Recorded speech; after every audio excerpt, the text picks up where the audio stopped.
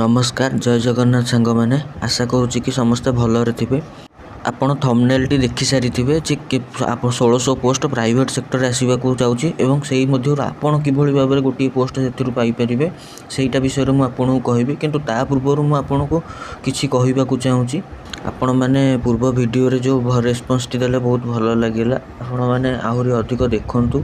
से वीडियोटी को एवं आपण मानकर ओपिनियन शेयर करूँ जो कटअप वीडियोटी फार्मासिस्ट विषय होता आपण मैंने आउ जो मैंने प्रथम कि वीडियोटी को देखुं तो आपण मैंने प्रथम जाई वीडियोटी को देखूँ तापर ये वीडियोटी देखूँ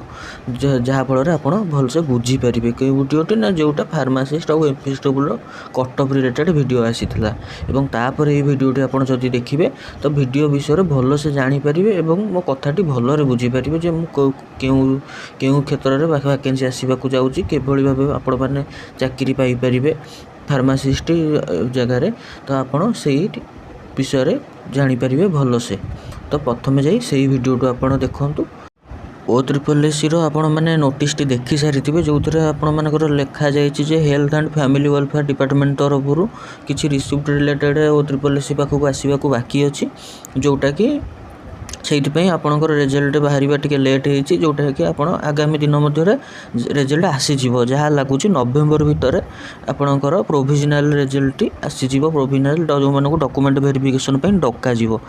तो जो मैंने डॉक्यूमेंट वेरिफिकेशन जीवे जोटा कि 1.25x पिला डका माने कि 100टा पिलार 25टा पिला एक्स्ट्रा डका जो मैंने कि डॉक्यूमेंट वेरिफिकेशन जीवे किंतु आपण मैंने जानी जे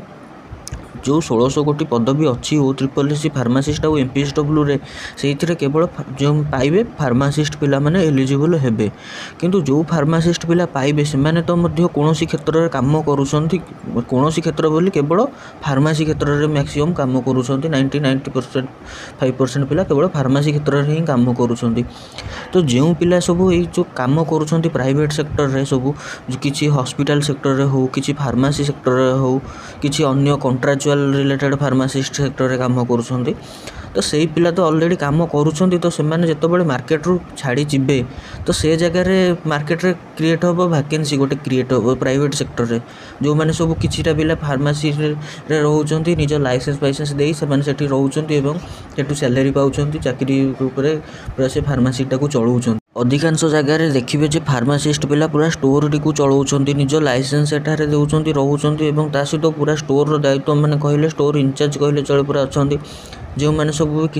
अच्छा सब से जगार जो पोस्ट टी खाली हम फ्यूचर रे तो से जगार किए माने क्यों पिला रही तो ये तो अन्य कई पिला बसी पारे ना जब जो अन्य को जो जॉब होता तो से जगार +3 पिला यदि होता तो तांका जगार बीटेक पिला हो बी फार्म पिला हो कौन भी बैचलर डिग्री पिला रही पारि था किंतु आपण फार्मासिस्ट हूँ एक प्रोफेशनल सेक्टर तो ये केवल फार्मासिस्ट पिला ही रही पारे तो अन्य को पिला आसिक आपणकर पोस्ट नहीं पारे ना। तो जो प्राइवेट सेक्टर जो 1600 पिला जो मैंने पाइबे गवर्नमेंट सेक्टर तो से मैंने ऑलरेडी निज लाइसेंस सहित निजे विड्रो हो पूरा माने मार्केट रे प्राइवेट सेक्टर हॉस्पिटल रू फार्मासी रू सब क्षेत्र रू निजको से मैंने विड्रो करी नेबे तो सही जगह सृष्टि हम नुआ वैकेंसी नुआ पिला से जगह रे नुआ को पिला ना फार्मासिस्ट पिला तो आपण मैंने प्रिपेयर हो जातु जो मैंने कौन छोट हॉस्पिटल अच्छा कि चेंज करने को चाहते बड़ हॉस्पिटल को तो से समय चेंज करेंगे कहीं 1600 पोस्ट कहीं किसी कम नुह केवल गोटे प्रोफेशनल सेक्टर रे एते पिला खाली हो प्राइवेट सेक्टर रे सडनली पिला दरकार पड़ो 1600 पिला तो से जगह आपण मैंने पोस्टिंग पाइपर जो मैंने छोट हॉस्पिटल अच्छा से मैंने निज एक्सपीरियंस को लेकिन बड़ हॉस्पिटल को जापरेंगे और सेठी हुए तो पोस्टिंग पाइपर तो बहुत क्षेत्र में वैकेंसी हम जो छोट हॉस्पिटल फार्मासिस्ट छाड़ो से जगह पुणी अन्य एक फार्मासिस्ट पोस्टिंग पाइब तो सबू क्षेत्र में आप पाखापाखि 1600 पिला जो पिला बाहरी जी प्राइवेट सेक्टर रू तो से जगह पुणी तो अन्य को पिला पशि पारे ना नहीं तो आपण ही जाकि आपड़ जो फार्मासिस्ट पिला अच्छा जो मानकर हो तो से बहुत भल कथा कि जो मानकर हम नहीं से मैंने पुणी एक एग्जाम को अपेक्षा करेंगे वैकेंसी को अपेक्षा करेंगे जोटा कि खूब शीघ्र आसीज लगुच कहीं गवर्नमेंट भी किसी नोटिस आसी जो रिलेटेड वीडियो भी खूब शीघ्र आपड़ी आप जापर जे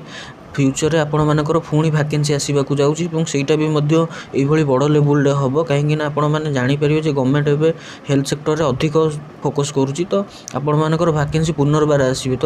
ଆପଣମାନେ ଯେଉଁମାନେ ପାଇଯିବେ ତ ଭଲ କଥା କିନ୍ତୁ ଯେଉଁମାନେ ନ ପାଇବେ ବି ସେମାନେ ଆଶା କେବେ ହେଲେ ହରେଇବେ ନାହିଁ ଆପଣମାନେ ଯେଉଁମାନଙ୍କର ଅଛି ପଢ଼ାପଢ଼ି କରିପାରିବେ ପଢ଼ନ୍ତୁ କିନ୍ତୁ ଯେଉଁମାନେ ଚାହୁଁଛନ୍ତି ଯେ କିଛି ପ୍ରାଇଭେଟରେ ରହି ଇନକମ୍ କରୁଥିବାକୁ ତ ସେମାନେ ଇନକମ୍ କରିବା ପାଇଁ